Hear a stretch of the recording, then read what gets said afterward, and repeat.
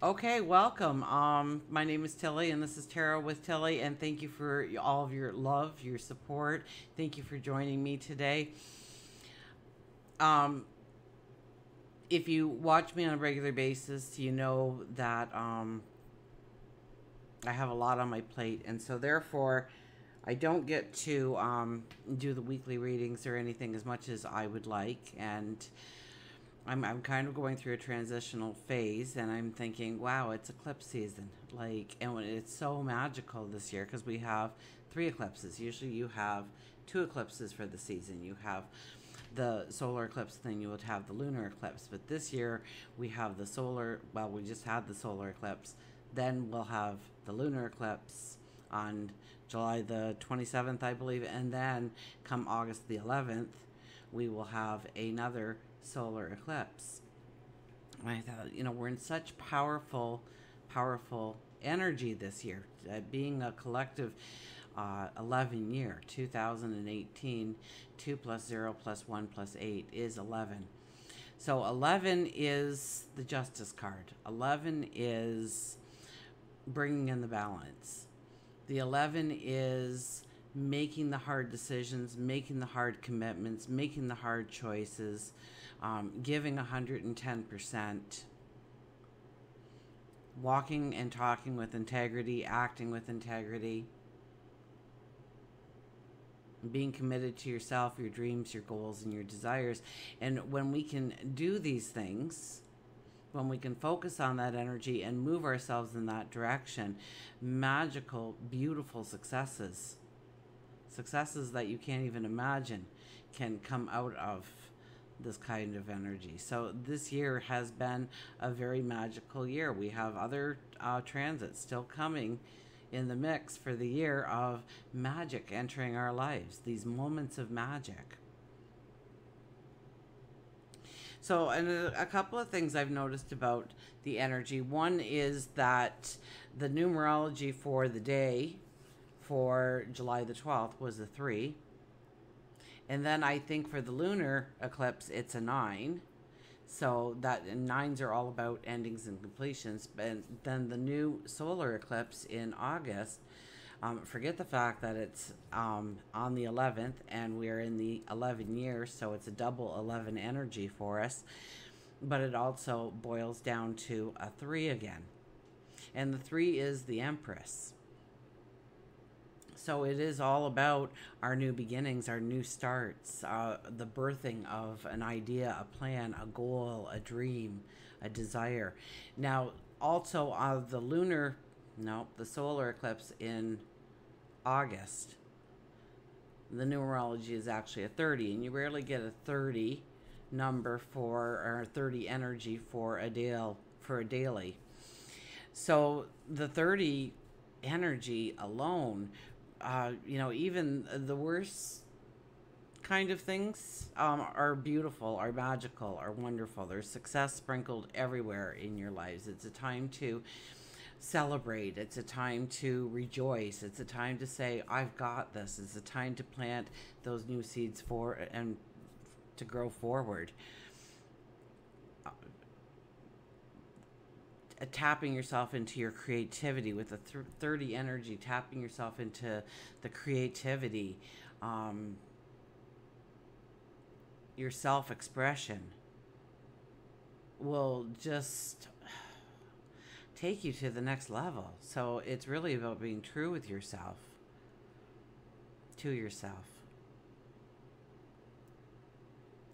So I thought I would do each of the signs, and I just kind of wanted to kind of give that front for everybody, so that when I do the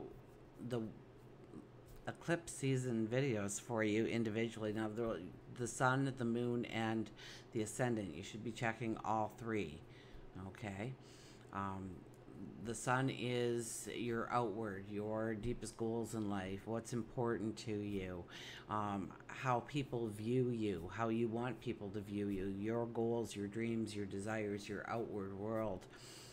The moon is your emotion. How do you express yourself? How do you respond to things emotionally? And where can you grow emotionally? Where can you strengthen yourself emotionally? And then the ascendant is relationships, partnerships. So you want to know all of that when you are looking at these eclipses, and you need to view them individually, yes, but you also need to view them as a collective energy because they're building up upon each other. So a solar eclipse is a time of new beginnings, new chapters, new starts, new visions of your tomorrows, planting the seeds. So that's a new moon. A full moon, and the energy will last up to 4 weeks. A full moon is a time for completion, endings, healing, seeing where we are, seeing where we want the new beginnings and what has held us back. And that energy will last up to 4 weeks. So, but a solar eclipse or a lunar eclipse will last up to 6 months. Now, I think the Leo energy kind of supersedes the Cancer energy to some degree, because it is the final eclipse going forward before we hit the fall. So we have to look at all 3 areas and how we can walk towards our new beginnings, our new starts, our goals, our dreams, our desires, growing relationships deeper, traveling, education, groups and friends, our service to others, our destiny perhaps. What type of healing or closure do we need in our life? What kind of completion do we need? Learning more about ourselves. And I think the Cancer eclipse was a lot about learning a little bit about ourselves, knowing that we don't need to control everything. It was the sun and the moon opposing Pluto during this. So Pluto is the one that, Pluto, you have to ask yourself, how can I grow? How can I grow through deepening my own self-knowledge? Seeing where I react, seeing where I try and control, seeing where I might have a goal in mind, but it's not for the highest good. It has an underlying of manipulation or wanting to keep things the same, or stubborn, or jealousy might be driving my goal. Wanting to show off, wanting to let my ego shine instead of my heart shine. So where does that happen in my life? And I think throughout the course of the next 4 weeks, we'll be given glimpses of, now, why are you in the situation? And what is it trying to teach you about yourself? We come to the lunar eclipse. And that is more about groups and friends and social causes, humanitarian ideas, global awareness, and yes, ideas in general, inventive imagination, creativity.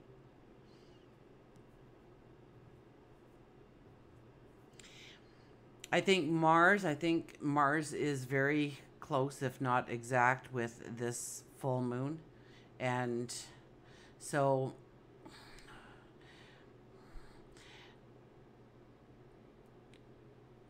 it's in retrograde. I would have to think that we are looking at how to go forward, of breaking through the wall, of knocking the wall down, so kind of watch your anger, back it up, think it out, whatever you want to say, whatever you want to do. Don't let that knee-jerk reaction come through. Mars is always wanting to go forward. Mars is our warrior. And Pluto, Pluto was the Cancer. That's our inner warrior being awoken with Pluto retrograde. Mars retrograde, we are walking back over some of our steps, some of our actions, or lack of action. And so we need to analyze what didn't allow a closure in my life, what didn't allow an ending in my life. Where am I fighting that healing that could come into my life and open up new doors and new ways of looking at things, new perceptions. And then we have the Leo. solar eclipse. And we have that 1111 energy. We've got that 30 energy. We've got the 3 energy of the Empress. Leo is our play. Leo is our romance. Leo is, getting up on that soapbox and saying, this is who I am and I love me for it. This is tapping into your creativity, sharing yourself through self-expression, creativity, recreation. But it's very much a me kind of energy. So throughout this solar eclipse to lunar eclipse and then back to the solar eclipse, and I failed to mention that Cancer, it was in our 4th house, right? That's family and home and heritage and foundations. So we'll probably be looking over the next couple of weeks, especially a little bit more towards our immediate home life, our family, our close friends, our allies, our close allies that we trust, that we lean on for support, that give us support, that give us encouragement. Our tribes, our clans, our foundations. And then it moves into more of a collective energy of groups of people, our humanitarianism, our social causes, our global awareness, and yes, our creativity and how we can use our creativity, our inventiveness in order to not only touch our life, our close family lives, but the collective. And then we move into Leo, which is that me center, that I am. That's the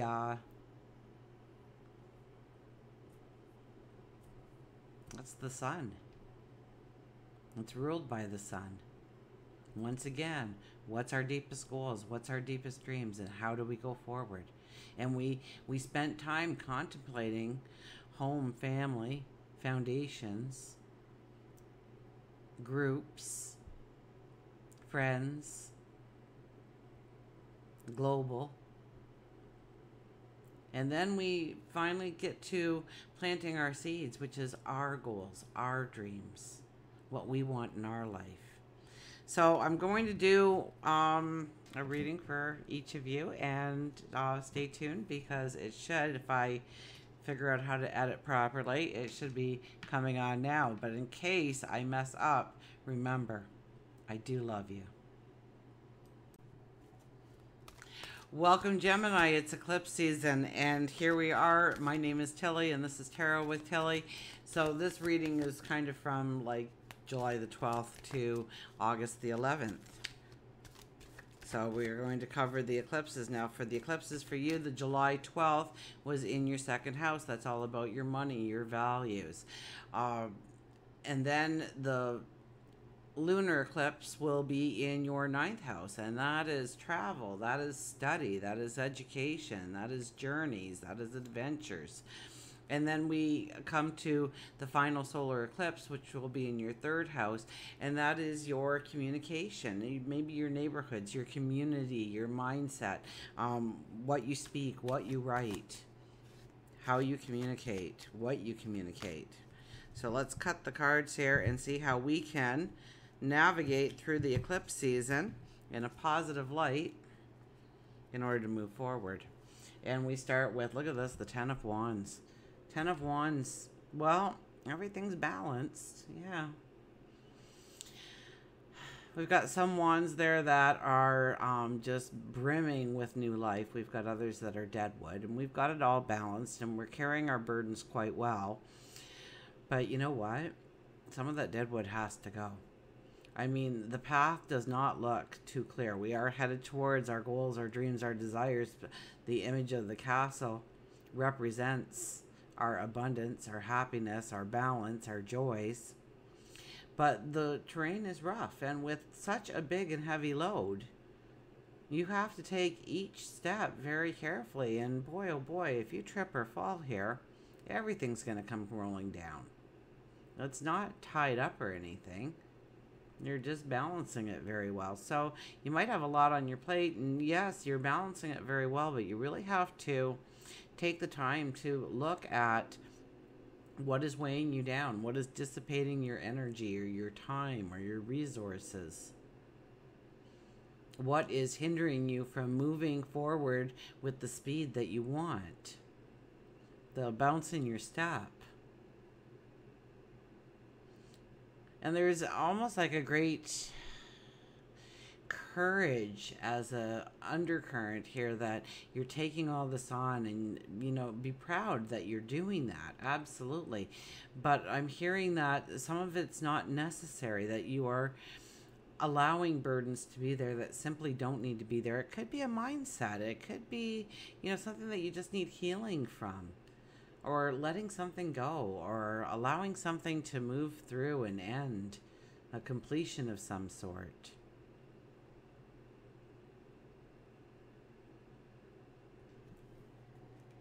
But I see the new growth more than I see the dead wood. So, celebrate the fact that you are moving into new experiences, new journeys, new adventures. It's just there's some things that are really weighing you down that you really need to take stock of and understand how to move those things out of your life to put some kind of completion or healing or ending to it. Our second card is the Queen of Wands. Oh, she's a fiery lady. She wants action. She wants to move forward. She kind of represents me, a representation here of, a true fire energy. And of course, the Leo solar eclipse will be a lot of fire energy. So it's the new beginnings and the new starts. So if you really want to step into the new beginnings, over the next month, I would really look at our full plates.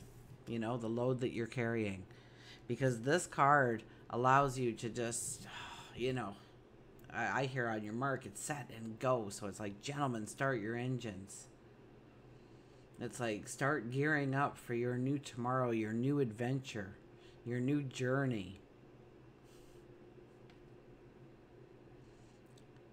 And we could be diving into, yes, travel, but I even think with travel, it raises your knowledge in some way. It educates you in some way. Maybe it's a different culture, or different language, or maybe it's some part of something that you see or experience on your travels that sets you off in a new direction. But there's definitely a lot of fire energy here for you to step into that new path and look at. You figured out which wand is the one that's the keeper. Right? Because, where'd the card go? It fell. It's disappeared. You can see my messy room back there. It's not too bad, I don't think.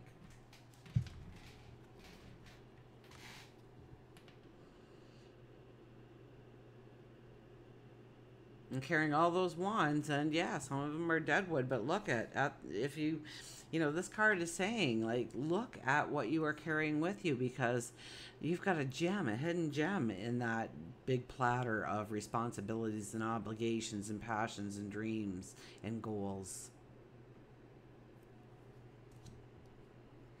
Wrong side of the deck, although I wanted to pick that one. Five of Pentacles. Five of Pentacles is going to be a very popular card here. Five of Pentacles is knowing your true worth, your true values, that somehow, you've kind of blended things together and taken away, I get the potency of your talents and abilities. And it's about stripping everything away and really seeing what you're great at, your talents, your abilities, what you do well, the true abundance that you already have in your life and the abundance that you can grow upon. Okay? Now, if I passed any tree and I saw fruit that big on it, it'd be like, wowzers. And you may feel in some ways that you are depleted, that you want to wipe the slate clean with this kind of energy here. So it's saying, okay, wipe the slate clean if you want, but really attach yourself to your talents, your abilities, of the beauty of who you are. Maybe it's your talents, maybe it's your courage, maybe it's your inventiveness, maybe it's speaking and writing, because that is a an area that you want to look at, right? That's the Leo moon, is your communication. And stripping away all the little details of what you were trying to communicate and getting to the point of how you want to go forward, of what you want to step into, the journey that you want to go on. For work and career, we have the Knight of Pentacles with the Five of Cups. Well, the Five of Cups is about crying over spilt milk. So this is, you know, looking back at yesterday and saying, well, if I would have done this at this time in my life, I'd be over there right now, and that'd be so much better than where I am, which is here. And or maybe I really messed up, so there's no sense in going forward in that direction because I don't think I can rebound. Or it's that, yeah, it's crying over spilt milk. It's things that, you know, it's our reasons wrapped up in excuses. So what are the excuses that you're trying to use for not going forward? This card is really telling us to survey the land, to really look at where we want to go, of the abundance that we want to grow in our life. Okay? With the Knight of Pentacles, you know, he wants to go forward. He wants to create the abundance, but he's just not going to run like wildfire, which the Queen of Wands wants us to do, but rather to back it up, to make the plan, to look where the land dips, or that there's a shadow. There could be something there that's going to hinder our journey, or is there mountains that we have to go around, or a stream we have to cross?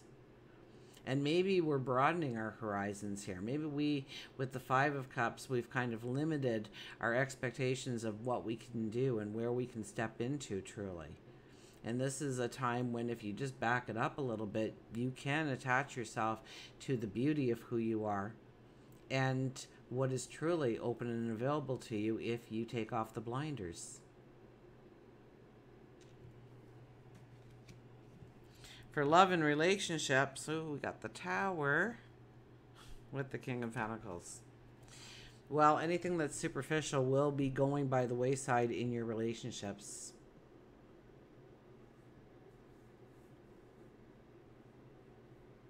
You got that friend that always needs a hand, but man, when you phone them, they never seem to be around. Those are the persons you're just going to say, well, no more of that then. Maybe you have a conversation. Maybe you just decide that you're not going to invite that energy into your life anymore. The Tower card is about ripping down the walls. Very much Pluto. I had something in front of me, but it's gone.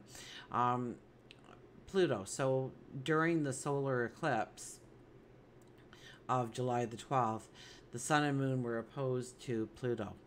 And Pluto is our inner warrior. And Pluto says, in what way can I grow? In what way can I grow? Through deepening my own self-knowledge. So in what ways can I grow in order to deepen certain relationships that I really haven't been putting the energy into? I haven't been investing in it in some way. We have the King of Pentacles there. Where have you not been investing in a relationship that you want long term? That you want to co-create in? And yes, it could be a lover, it could be a soulmate, it could be a best friend, it could be somebody in the work or your community, a close friend. It could be parents or siblings, children. And this is really looking at your relationships and understanding the true abundance that can be there. And it's not through some new fab way of connecting with people.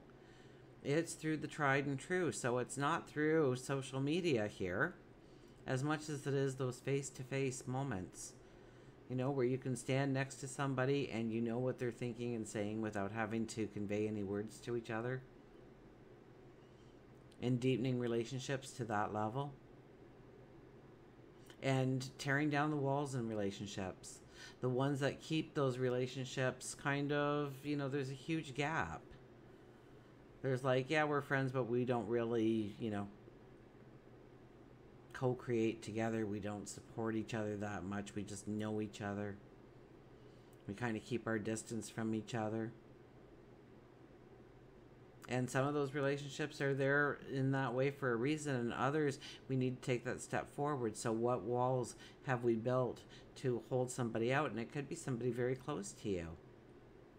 And for whatever reason, your subconscious may have actually built that wall to protect your feelings, your emotions.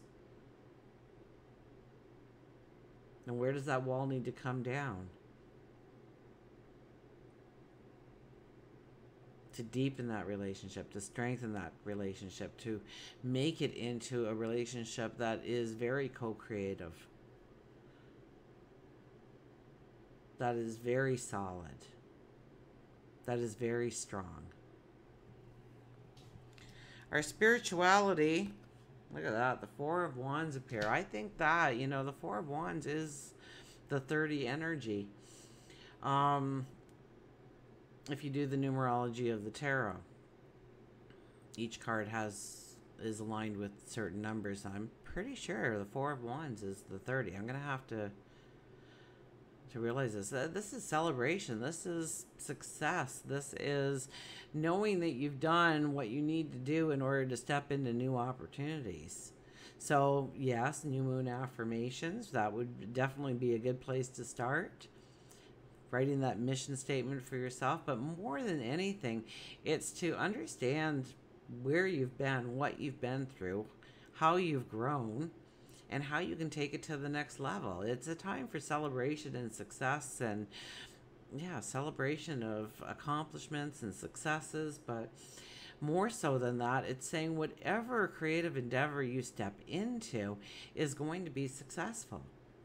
So it's not only that you've had successes in the past that have led you to this moment, but it's where those successes are going to take you to brighter and bigger and better energy successes. Now, it could be very much through co-creation, friends and family. This could be going on a trip with a bunch of friends and raising your energy, raising your light through going with the flow and experiencing the now and celebrating each other and celebrating your success. So definitely it could be a camping trip, or getting together with some friends for a weekend somewhere, or maybe it's family. A group of people, maybe, you belong to the photographers club and they're doing a day outing or something, or go experience it.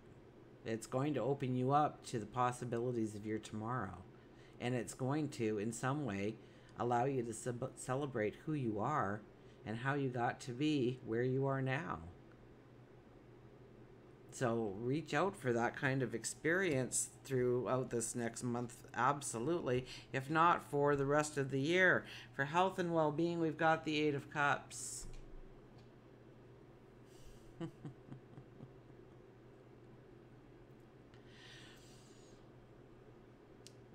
This is stepping into your independence, being your own person, being truthful to yourself, ready for the new adventure, the new journey, stepping into your goals and dreams, realizing that you need to have some kind of ending, or stepping away from some things that are giving you support in the past, and knowing that you are protected, knowing that you are loved.